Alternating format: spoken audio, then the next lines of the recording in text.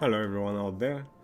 Now, with my previous videos, I super unintentionally create a very big debate about how good some sim racing titles simulate the real world, and people were talking specifically for the tire models and the way I were controlling the car.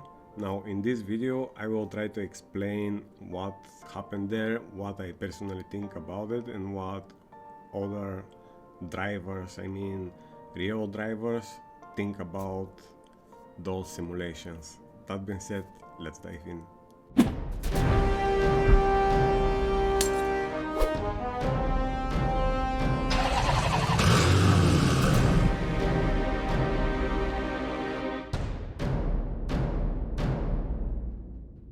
Well, before I even start, everybody out there must agree with me. At this point in time, there is no sim racing simulation which can create the real racing. With the current gen, we can go just that far. In the real racing car, you will get so rich information of what is going on with the car through the G-forces, and on the sim, no matter how accurate the data is, you will feel only through your hands. And if you have some kind of motion sim, there will be some motion, but those G-forces you're gonna get, you cannot create that in sim today. Now, once we all agree on that statement, let's see how it actually works. Even if you have the most perfect data and the most accurate tire model, it will be up to your brain to translate that new kind of information for the same walls of physics you are getting through the sim. And what I mean by that, in real world, you're gonna get that rich information through your entire body, what is going on with the forces, with the accelerating, decelerating, with the side forces, with the all those G forces you're gonna feel in the real world.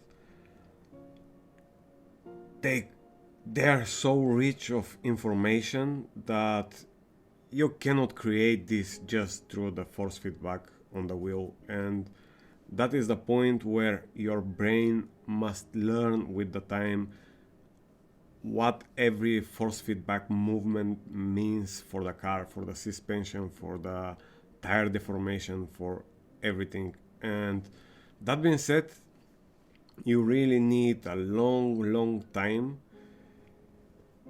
to start losing that line between real racing and sim racing, because for new people that line is really there, and for people like me who have been in both sides for a long time, that line is washed out. Now my brain doesn't really care which information I'm gonna get. My brain just can translate that and apply the movement needed to keep everything under control. And if you reach that point where your brain starts washing this line difference between real and sim, is the point where the sim racing begins to be super beneficial for your real driving skills, because now, as I said, your brain doesn't care which information is getting on, and you can start looking for new limits on the sim and practice yourself, because in real world you cannot practice that much as you can on sim racing. Now, if that makes any sense, let's move further. In those videos, people were debating about the amount of grip of Assetto Corsa or iRacing, and that is so much different than the real car comparison. And let me tell you this, it's not up to the sim software to create the grip for you to go around the stage. It's up to you to create the amount of grip and to use the low physics in the sim to create the right amount of grip going around the circuit. And that being said, in those videos I am driving for fun, and I'm driving in style that I really enjoy, and I really love sliding, but that doesn't mean it's the perfect driving. No, it's the opposite. And now I'm gonna run a different simulation for you, and look that video now. You will see that the fast way of driving is the smooth one, and it's not up to the sim to create that grip I gonna need, but it's up to me to feel the car, to feel the grip, and stay on the limit to go faster. Being smooth is always faster. So let's see what's going on this video. Now on the left side you see this is on board from Donchu Georgiev. He is a friend of mine, and he used to run the Porsche Cup in the German Championship. And he also have really great sim racing gear at home, and he practiced a lot on sim racing. And let's see what he thinks about Assetto Corsa and about iRacing, for example.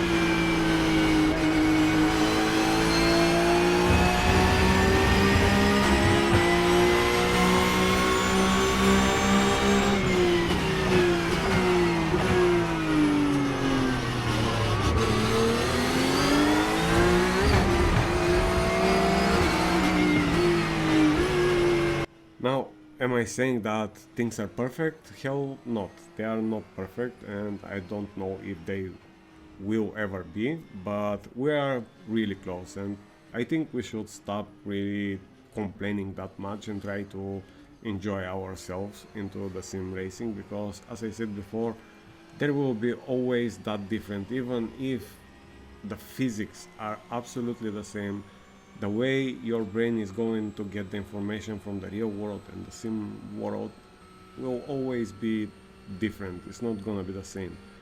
But sim racing is absolutely great tool, and it can be used to make you better driver. And now, if you think I'm saying that iRacing is better than Assetto Corsa or any other sim, well, let me tell you this.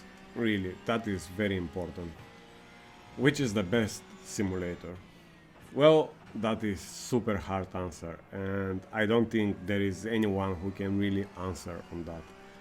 But I can tell you which is the best simulator out there for you, and that will be the one you really enjoy yourself, because people used to think that if they like something and if they feel that is the best thing, they want to sell that to everybody out there, and that really don't apply for everyone. We all agree or disagree on different things, so trust my advice and enjoy yourself. If you like Dirt Rally, or if you like iRacing or Assetto Corsa, R Factor, all the sims out there are just brilliant. Just enjoy yourself with the one you really like. It doesn't matter what other people think, because at the end of the day it's gonna be your feeling. Now, yeah, just follow that advice. And well, I think that's all for today, and see you in the next one. Bye bye.